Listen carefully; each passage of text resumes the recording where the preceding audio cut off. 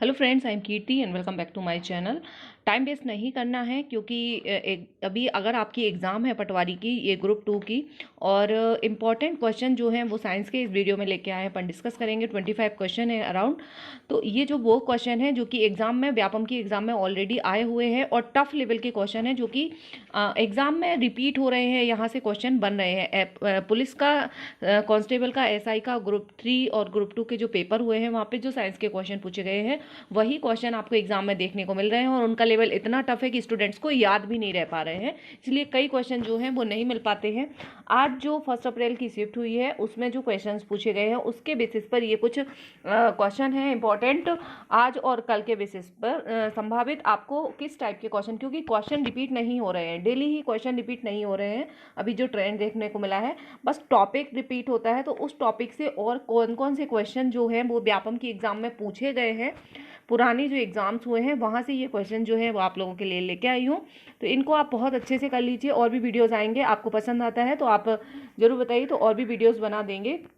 पहले आज का थोड़ा सा शिफ्ट के क्वेश्चन देख लीजिए, थोड़े से जो क्वेश्चंस मिल पाए हैं स्टूडेंट्स जब बता पाए हैं। बाकी कुछ क्वेश्चंस का लेवल तो ऐसा आ रहा है कि स्टूडेंट्स को याद भी नहीं रह पा रहे हैं कि वो पूछा क्या है। ठीक है, एमपी के जो है, एमपी का वेटेज अभी भी ज़्यादा है, 11 से 12 क्वेश्चन तो एमपी स्पेशल के मिल ही रहे हैं।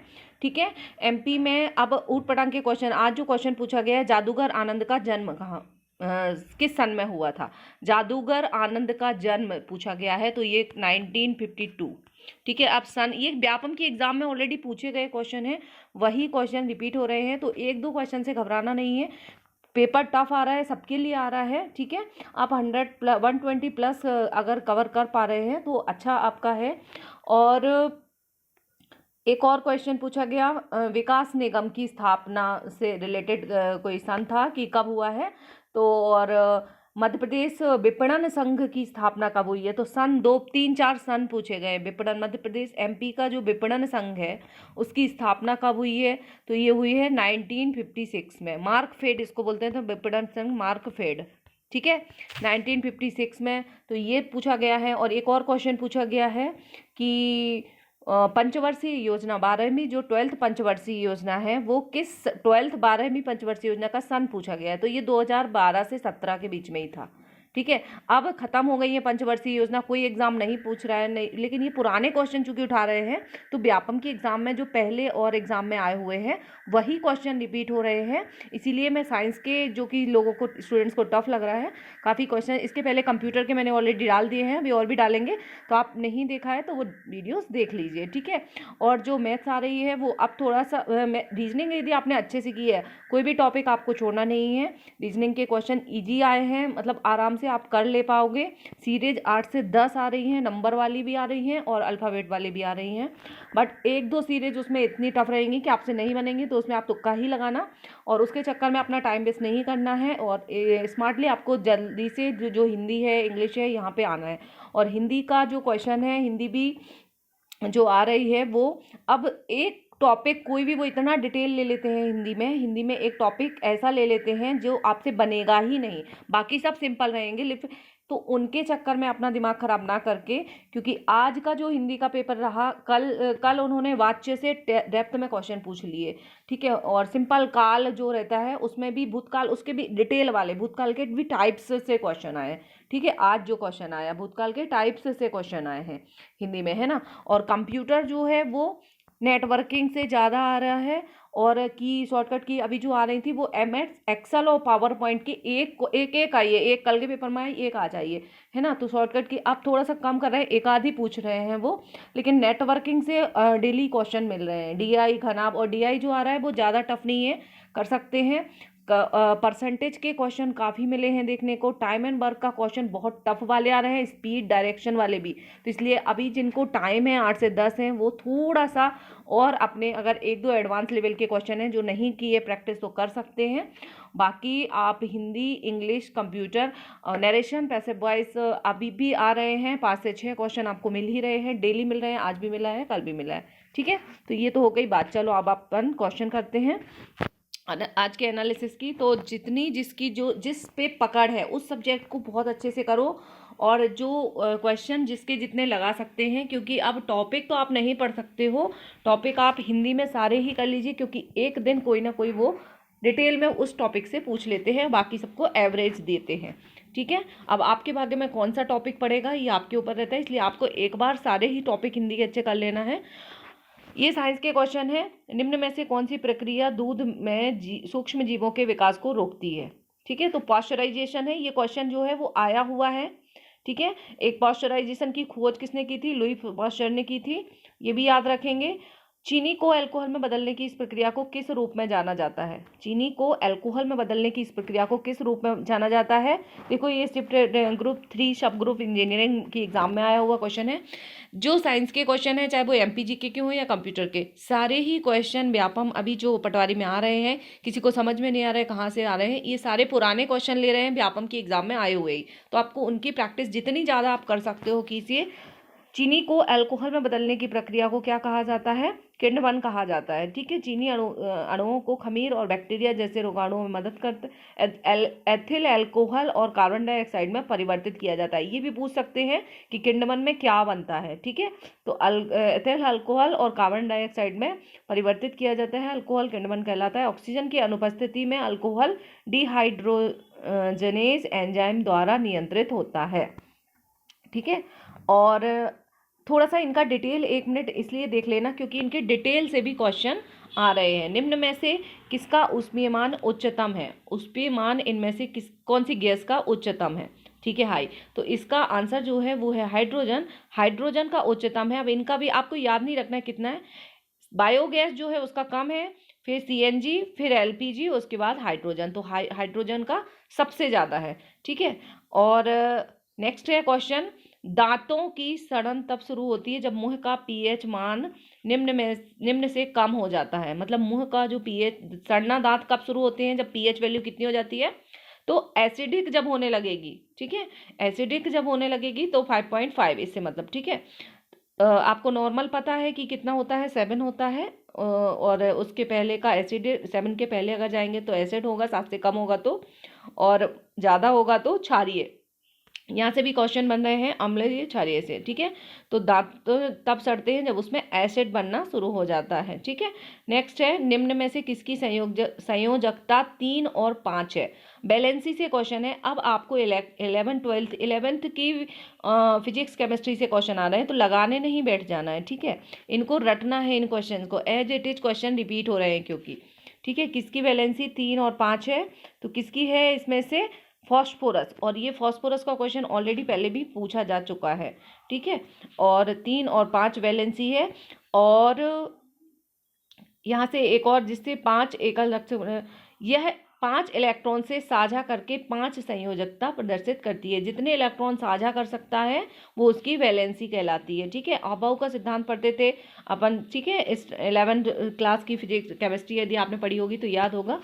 किसी तत्व की द्रव्यमान संख्या जानने के क्रम में निम्न में से कौन सा आवश्यक है। ठीक है, द्रव्यमान संख्या, कल जो है वो केमिस्ट्री में क्वेश्चन आया था आइसोबार से, आइसोबार क्या होता है। ठीक है, आइसोटोप, यहाँ से क्वेश्चन आ रहे हैं ना। तो द्रव्यमान संख्या जानने के लिए निम्न में से कौन सी आवश्यक है, क्या आवश्यक है, न्यूट्रॉनों की संख्या, परमाणु संख्या, तत्व की ऑक्सीकरण संख्या, प्रोटॉनों की संख्या और न्यूट्रॉन। तो इसमें दोनों आवश्यक है, प्रोटॉनों की संख्या और न्यूट्रॉन दोनों की संख्या पता होगा तभी हम उस तत्व का द्रव्यमान पता कर सकते हैं।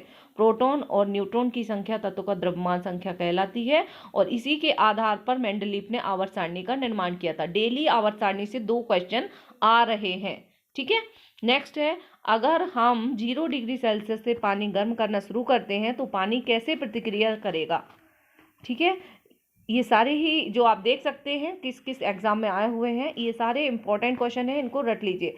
अगर हम 0 डिग्री सेल्सियस मतलब पानी को जैसे गर्म करेंगे तो वह क्या होगा, पहले सिकुड़ेगा और फिर विस्तार करेगा, इस टाइप के ऑप्शन दिए हुए हैं। ठीक है, घनत्व तो बढ़ता घटता है वो तो हमें पता है, वहाँ से भी बनता है, तो उसका एक्सप्लेनेशन भी देख लीजिए, यहाँ से भी बन सकता है। और जैसे ऑप्शन दिए हुए हैं, पहले सिकुड़ेगा फिर विस्तार करेगा। ठीक है, 0 डिग्री सेल्सियस ताप बढ़ाने पर घनत्व बढ़ता है जिससे आयतन कम होता है। ठीक है, आयतन कम होता है मतलब सिकुड़ेगा, इसका मतलब आयतन कम हो रहा है मतलब जगह कम हो रही है मतलब सिकुड़ेगा। ठीक है, इसका मतलब है सिकुड़ेगा, यह पहले सिकुड़ेगा। ठीक है, तो इसका ऑप्शन डी इसका करेक्ट आंसर है। और सबसे पहले इसका आयतन कम होगा तथा 4 डिग्री सेल्सियस तापमान बढ़ने पर घनत्व तो घटने लगता है तथा आयतन बढ़ने लगता है। ठीक है, तो डेंसिटी कम होगी और वॉल्यूम बढ़ेगा। वॉल्यूम बढ़ेगा मतलब विस्तार होगा। ठीक है, तो इसको इस लैंग्वेज में उन्होंने लिख दिया है, ऐसे ही वो घुमा रहे हैं आपको। और ये क्वेश्चन जो आ रहे हैं वो यही के यही क्वेश्चन रिपीट हो रहे हैं। मक्खन क्या है? इमल्सन है, एकल है, जेल है, फोम है। ठीक है, तो मक्खन जो है वो एक जेल है। ठीक है, कोलाइड मिश्रण है, कोलाइड भी देख सकते हैं ऑप्शन में, और जेल दिया होगा तो वो भी। ठीक है, और नेक्स्ट क्वेश्चन है, एक आदर्श गैस के समतापी विस्तार के लिए डेल्टा एच का सही मान कौन सा है? ठीक है, डेल्टा एच का सही मान कौन सा है? तो डेल्टा एच इक्वल डब्लू, बस आप रट लो, डेल्टा एच इक्वल डब्लू। ये क्या है? डेल्टा एच क्या है? आयतन बढ़ाने, गैस अपना आयतन बढ़ाने के लिए ऊर्जा का उपयोग करता है, इसलिए कार्य ऋणात्मक हो जाता है। ठीक है, समतापी विस्तार तब होता है जब कोई पदार्थ एक स्थिर तापमान पर मात्रा में फैलता है। ठीक है, तो समतापी विस्तार के लिए डेल्टा एच इक्वल डब्लू, बस डेल्टा एच इक्वल डब्लू ऊर्जा। ठीक है, नेक्स्ट है, निम्नतम अवस्था में सेंटीमीटर सेंटीमीटर नहीं है ये, क्यूटीएम का रासायनिक सूत्र पूछा है। ठीक है, क्यूटीएम का इलेक्ट्रॉनिक विन्यास कौन सा है? अब आपको सारे नहीं है, ना ही आपको निकालना सीखना है, क्योंकि अभी आप पूरे इलेक्ट्रॉन प्रोटॉन भरना बहुत थ्योरम अब इतनी जल्दी टाइम में नहीं कर सकते, वो अलग सीखना है। तो वो फ्री टाइम में जब ये पटवारी के एग्जाम हो जाए फिर दूसरी एग्जाम के लिए आप इनकी प्रैक्टिस कर सकते हैं। ठीक है, अदरवाइज अभी आप सिर्फ इनको रट लीजिए कैसे भी करके। ये क्वेश्चन अगर आपके फंस गए, क्योंकि ग्रुप 2 सब ग्रुप 4 का 2021 वाले पेपर अभी जो हुआ था उसी का ये क्वेश्चन है, आया हुआ है, आ सकता है। क्यूटीएम का रासायनिक सूत्र क्या है? तो आप कैसे करेंगे? 5-7A, ऑप्शन ए इसमें करेक्ट आंसर है। तो क्या बन रहा है? 5-7। इसको याद कैसे करेंगे? देखो 5F में 7 जा रहे हैं, और 5F में 7 ए के ऑप्शन में दिखेगा, और 7S2। ठीक है, F तक जा रहा है तो F तक तो सब में भरा है, 5F में 7 है। ठीक है, क्यूटीएम में 5F में 7 है और 7S2 है। ऑप्शन में आपको SG 6D ये ऑप्शन में सब मिलेंगे और बीच में 6D आएगा।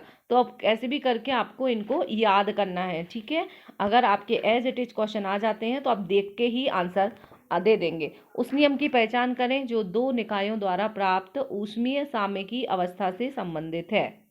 ठीक है, कौन सा है? ऊष्मागतिकी का शून्यवां नियम। ऊष्मागतिकी का शून्य नियम जो है ऊष्मीय साम्यकी अवस्था से संबंधित है। ऑप्शन बी इसका करेक्ट आंसर है। नेक्स्ट क्वेश्चन है,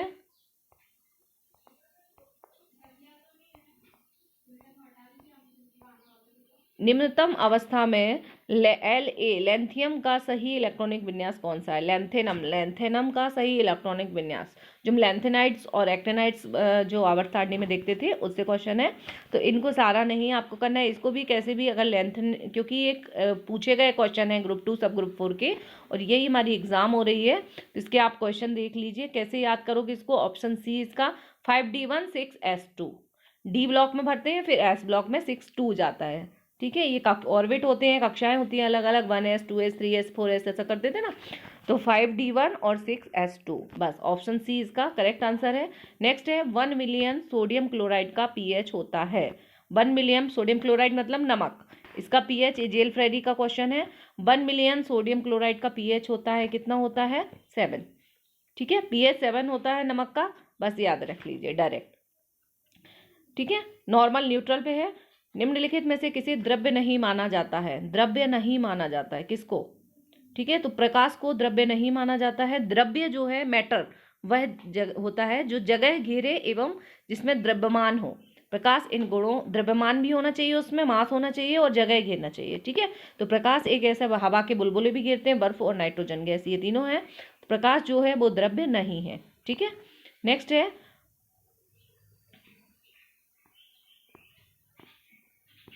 आयरन ऑक्साइड का सही रासायनिक सूत्र क्या है? ठीक है, तो आयरन ऑक्साइड का रासायनिक सूत्र है आयरन ऑक्साइड का Fe2O3। ठीक है, Fe2O3। नेक्स्ट है ऊर्ध्वपातन क्रिया एक प्रक्रिया है जो जल चक्र के दौरान की जाती है, जिसमें क्या होता है, ऊर्ध्वपातन मतलब होता है सब्लिमेशन। ठीक है, सब्लिमेशन क्या है, जैसे कपूर एग्जाम्पल में होता है ना, कपूर कपूर क्या करता है, ठोस से लिक्विड में नहीं बदलता, सीधा गैस में बदल जाता है। ठीक है, तो यहाँ पे उन्होंने ऑप्शन सही नहीं दिए हैं, गैस ठोस में बदलता है ये लिख दिया, ठोस गैस में बदलता है। ठीक है, बाकी किसी में ठोस और गैस की बात नहीं हो रही, इसलिए यहाँ पे ऑप्शन बी करेक्ट आंसर हो गया है। इसका एक्सप्लेनेशन भी होगा